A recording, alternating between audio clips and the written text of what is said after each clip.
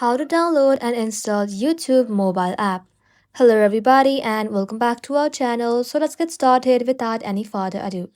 For that, first of all, you want to go ahead and simply open the App Store in your mobile device.